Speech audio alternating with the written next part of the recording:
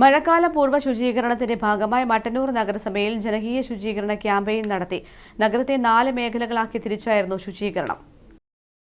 മട്ടന്നൂർ ടൗണിന്റെ വിവിധ ഭാഗങ്ങളിലാണ് ശുചീകരണം നടത്തിയത്.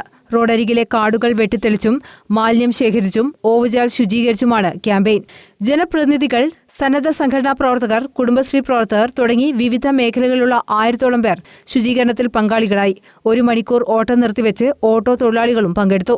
മഴക്കാലപൂർവ്വ ശുചീകരണ ക്യാമ്പയിന്റെ ഭാഗമായി നഗരസഭയിൽ ഇനി ഞാൻ ഒഴുകട്ടെ എന്ന പേരിൽ ജലസ്രോതസ്സുകളുടെ ശുചീകരണവും നടത്തിയിരുന്നു. 5 ദിവസങ്ങളിലായി ഗാർഹികതല ശുചീകരണം, സ്ഥാപനങ്ങൾ കേന്ദ്രീകരിച്ച ശുചീകരണം, വാർഡ് തല ശുചീകരണം എന്നിവയും നടത്തിവരികയാണ്. മട്ടന്നൂർ ബസ് സ്റ്റാൻഡ് പരിസരത്ത് നഗരസഭാ ചെയർമാൻ എൻ ഷാജിദ് ഉദ്ഘാടനം ചെയ്തു. വലിച്ചെറിയുന്ന മാലിന്യത്തിന്റെ അളവ് കുറച്ചുകൊണ്ടുവരണം.